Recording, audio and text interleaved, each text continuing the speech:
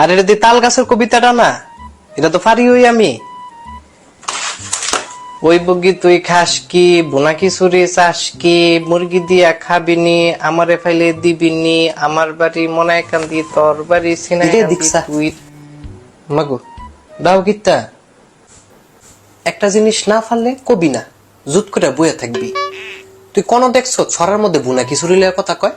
হ্যাঁ, বুনা খিচুড়ি খাবিনি, আমারে ফাইলে দিবিনি।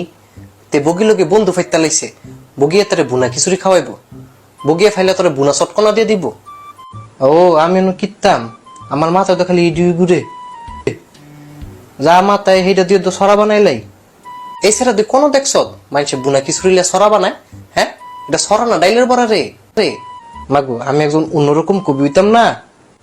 মাইন্স হইতেছে একজন বালা কবি, বিদ্রোহী কবি। তুইও বি একটা বেতুমিস কবি। তুমি কি কবি? আমার সম্পর্কে তো তোমার কোনো আইডিয়াই নেই। আমি তো অনই তোমার হলো একটা কবিতা বানাই লাইছি। সর্বনাশা না, তুই আমার দিয়ে কবিতা বানাই লাইছে। তুই কি কবিতা বানাইছ? শোনো, আমার কবিতার নাম হলো আমার ভাই। তোর ওই ভাই কহুনি। আমার ভাইয়ের নাম জানে আলম, তার পকেটে থাকে কলম, মাথায় দেয় মলম, খায় খালি শালগম। কেমন হয়েছে কবিতাটা? তোমার ছোট ভাই তোমার লেখা বানাইছে। আমিও তো তোর একটা কবিতা বানাই লাইছি।